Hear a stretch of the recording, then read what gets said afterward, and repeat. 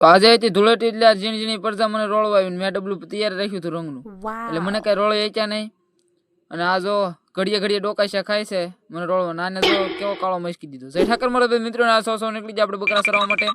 અને ફાઇનલી પહોંચી ગયા આવા કાંઠોમાં તરબાવળા અને ઇંગોરિયા બિંગોરિયા બકરા વાગોળતા હતા.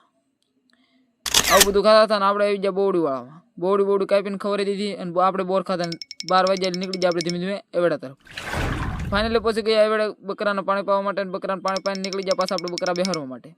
અને આ બાવળ હેઠળ બકરા બેસી દીધા અને 2:30 વાગ્યા નીકળી જાય પાછા આપણે બકરા સરાવવા માટે.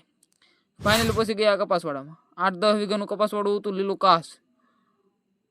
અને બકરાને મીક દીધા છૂટા. અને આપણે આ સેઠે આડા રહી ગયા અહીંયા જારી હતી એટલે બધા બેઠા હતા. અને પછી મીક દીધી સા પાણી બનાવીને ગંડેરી બંડેરી ભી લીધી અને સા પાણી ઠપકાઈ લીધી. અને 5 વાગ્યાને આપણે નીકળી ગયા એવેડા તરફ અને આવી ગયા એવેડે બકરાને પાણી પી દીધું. આજનો બ્લોગ એટલો જ ફોલો કરી નાખો.